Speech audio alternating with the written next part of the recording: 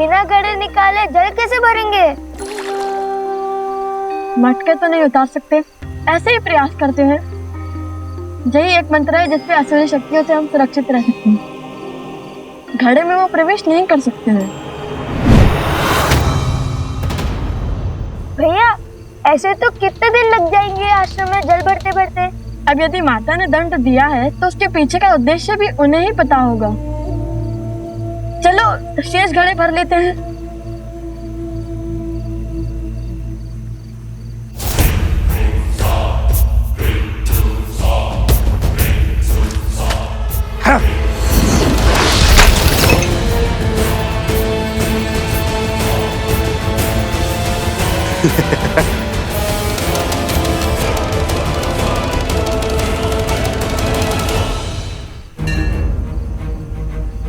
यहाँ अवश्य ही कोई असुरी माया है जो हमें रोकना चाहती है। भैया, अगर हम जल नहीं भर पाए तो दंड और उसके पीछे का उद्देश्य कैसे पूरा होगा? किसी भी समस्या का हल रोने से नहीं, सोचने से होता है। मेरी तो समझ में नहीं आ रहा है कि हमें जल आश्रम तक पहुंचाना है या जल से भरा हुआ मटका। अद्भुत, तुमने मुझे एक नया सुझाव दिया है। तुम बातें मूर्खता भरी करते हो, परंतु हो बड़े गुणवान। ऐसा क्या कहा मैंने? अब कुछ ही क्षणों में ये अपना घड़ा उतारेंगे। तुम तभी उन पे आक्रमण करना। तुमने कहा कि हमें जल आश्रम तक पहुंचाना है, अब चाहे वो घड़े में हो या नहीं। मुझे तो कुछ समझ में नहीं आ रहा भैया। जो भी करे, पर ऐसा कुछ मत कीजिए कि माता फिर से रुष्ट ना हो जाए।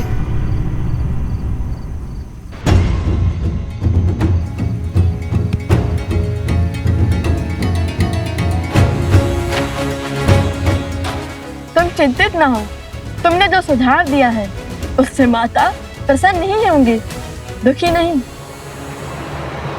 तो बोलो जय श्री राम, जय श्री राम, जय श्री राम, जय श्री राम, जय श्री राम, जय श्री राम।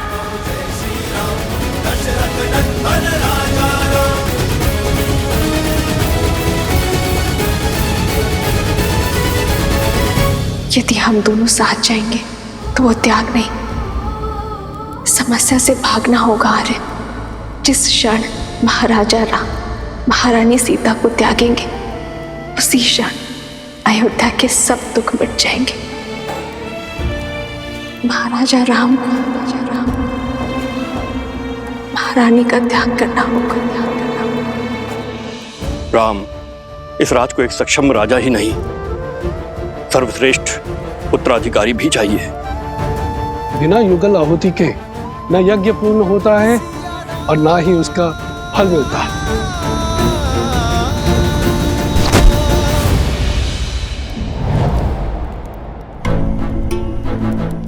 हनुमान,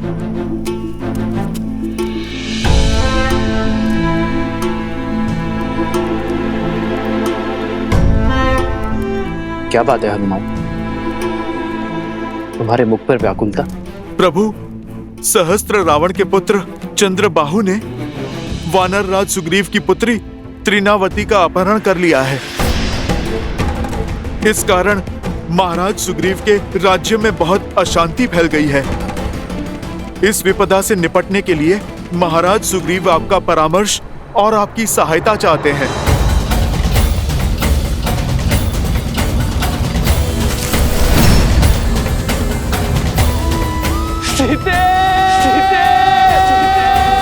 रावण का वध तो हो गया है हनुमान, किंतु उसकी विचारधारा का नाश होना अब भी शेष है। धृष्टता और अधर्म हर रूप में धर्म के लिए चुनौती है, किंतु स्त्री को देवी की भांति पूजा करने वाले इस समाज में स्त्री को वस्तु की भांति उठा लेने वालों की धारणा का नाश होना चाहिए। हर युग के साथ पाप का शीश उठता है, किंतु जब पाप चरम पर हो तब धर्म का प्रहार उस पर होना चाहिए। मेरे मित्र वानर राज सुग्रीव के राज्य में आतंक फैलाने वालों को दंड देना हमारा राजकीय कर्तव्य है हनुमान। और एक मित्र होने का परम धर्म भी। युद्ध की तैयारी करो हनुमान। धर्म के पथ पर चलने का समय आ गया है। संसार में बुरी सोच फैलाने वालों का अंत आवश्यक है। मेरे मित्र वानरराज सुग्रीव से कह दो कि उनका ऋण जो मुझ पर है उसे मैं चुका तो नहीं पाऊंगा, किंतु ये राम अपना मित्र धर्म निभाने अवश्य आएगा।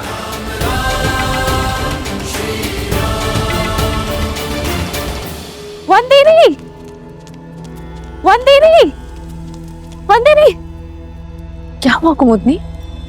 पूछे मत, आइए देखिए क्या किया है आपके लवकुश ने। अब क्या कर दिया लवकुश ने? देखिए।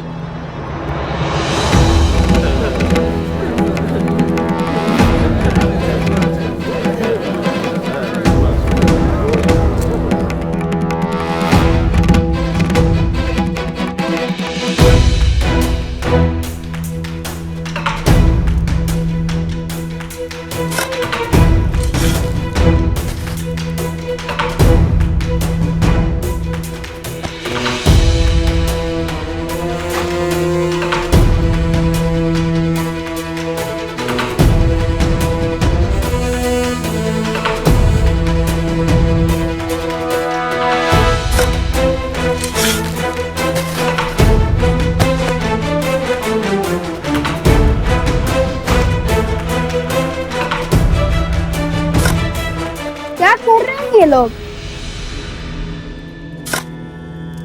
लव कुश, ये जल भरने के स्थान पर क्या कर रहे हो तुम दोनों? यहाँ आओ। और ये सर पर मटके? सब बताते हैं माता, सब बताते हैं। बस कुछ क्षण रुक जाइए।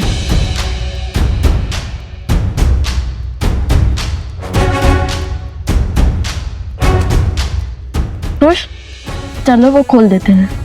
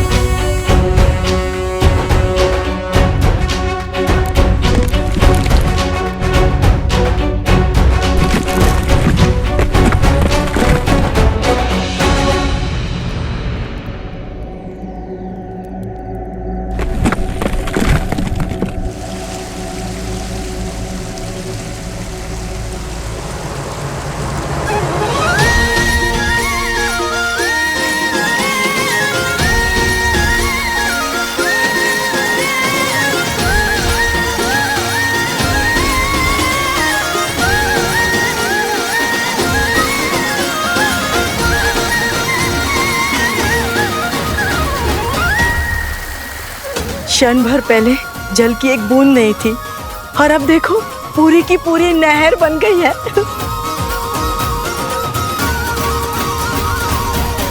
और लव कुश की चिंता छोड़ दो बंदी हुई। अपने पिता और माता की भांति उनमें भी हर संकट का हल खोजने का सामर्थ्य है।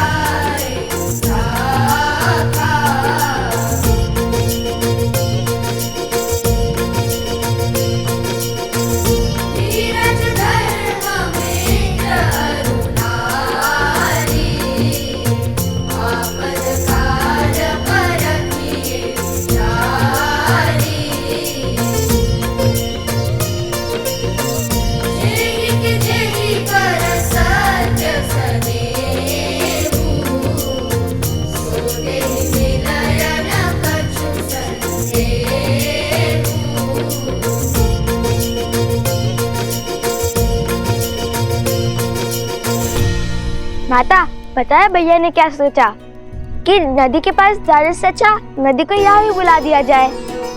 अब इस आश्रम में किसी को भी जल की समस्या नहीं होगी, चाहे कोई बालक कितने भी मटके की ना फोड़ दे।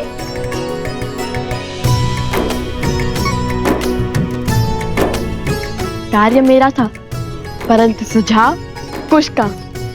जानती है माता, हमारी प्रेरणा कौन सा प्रसंग बना? जब नल और नील ने राम नाम लिखकर लंका तक सेतु बनाया था, तो हमने सोचा जब राम नाम का पत्थर सागर में तैर सकता है, तो राम नाम का फावड़ा नदी के लिए मार्ग क्यों नहीं बना सकता?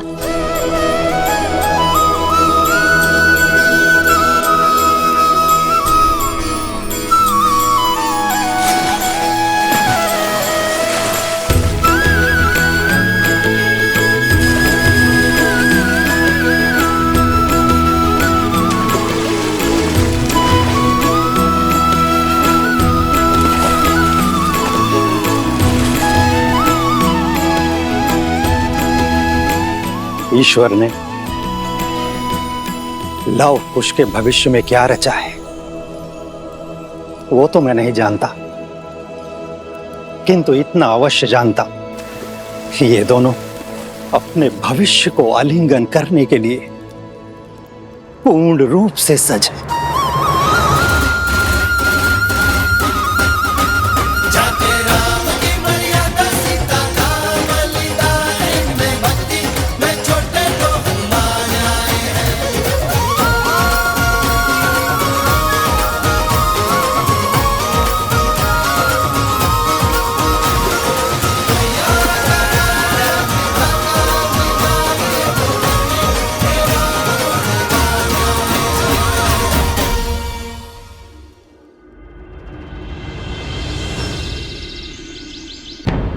माना कर्तव्य महत्वपूर्ण है राम, परंतु अश्वमेध की घोषणा करके उसे रोक देना अशुभ भी है और अपयश कारक भी।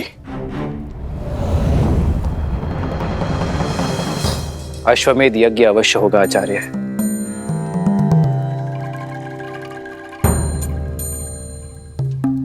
अभी मैं युद्ध में जा रहा हूं आचार्य, किंतु मेरे युद्ध से लौटते ही ये यज्ञ आरंभ होगा।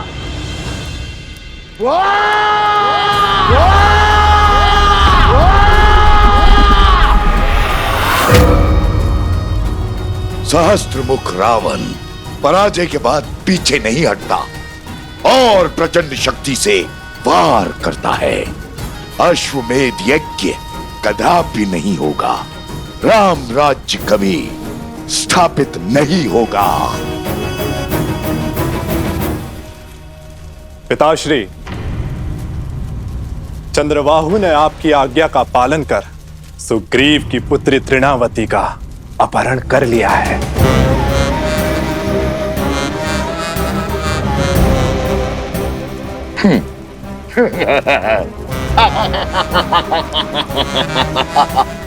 कैसे कैसे बचोगे राम मेरे इस प्रहार से? अब राम को सुग्रीव की सहायता के लिए जाना होगा और अयोध्या अश्वमेध यज्ञ से वंचित रह जाएगी। और राम के जाते ही हम अपनी शक्ति से उसकी प्रजा में पुनः धर्म की स्थापना कर देंगे।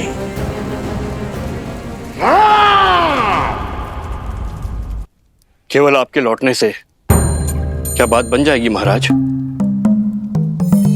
धार्मिक बाधा तब भी रहेगी। इस युद्ध से लौटकर इस समस्या का हल अवश्य होगा आचार्य। अर्थात आप दूसरा विवाह करेंगे?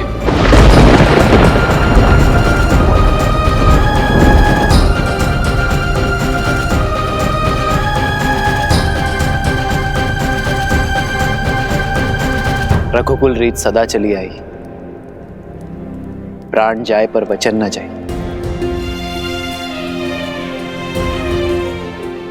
एक बार वचन देने पर उस विषय में आपका शिष्य दोबारा कैसे सोच सकता है? मैंने सीता को एक पत्नी व्रत का वचन दिया है। परंतु मेरे विवाह के बिना भी अश्वमेध यज्ञ अवश्य होगा।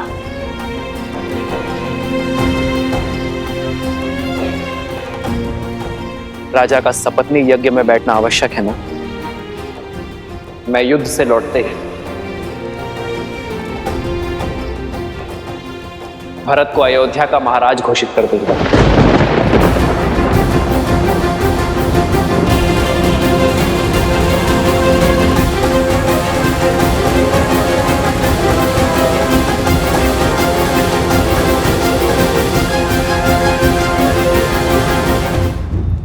भैया, और तब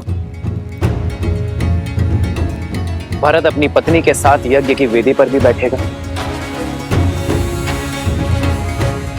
और अयोध्या का महाराज होने के नाते अपना दायित्व भी निभाएगा।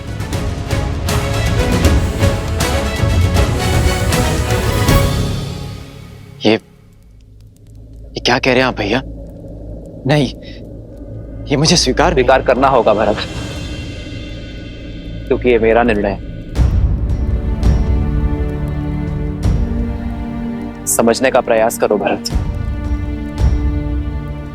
या तो तुम अयोध्या के महाराज बनोगे या सीता का ये राम किसी और का पति।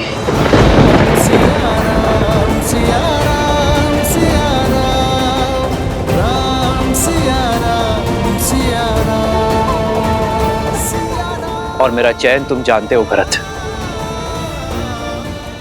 मैंने एक पत्नी व्रत धारण किया है।